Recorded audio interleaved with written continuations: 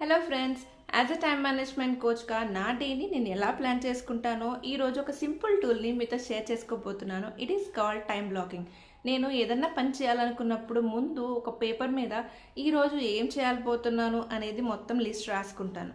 Paper మీద రాసుకుంటేనే మనం కరెక్ట్గా ఎగ్జిక్యూట్ చేయగలుగుతామండి. లేకపోతే మాటల్లో 9 to 10 నేను అది చేయాలనుకుంటున్నాను, 10 to 11 ఇది చేయాలనుకుంటున్నాను అంటే ఎప్పటికీ ఏది చేయలేం.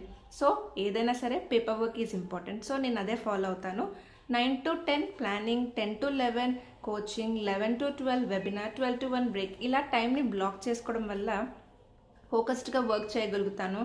అలాగే అప్పుడప్పుడు నేను ఇలా ప్లాన్ చేసుకున్న ప్రకారం జరగకపోవచ్చు. ఎందుకంటే అనుకోకుండా ఏదైనా మీటింగ్స్ అటెండ్ అవ్వాల్సి రావడం, లేదా అనుకోకుండా ఎవరైనా కలవడం లాంటివి జరిగినప్పుడు దానికి అనుగుణంగా నేను ఈ ప్లానింగ్ అనేది మార్చుకుంటుంటాను.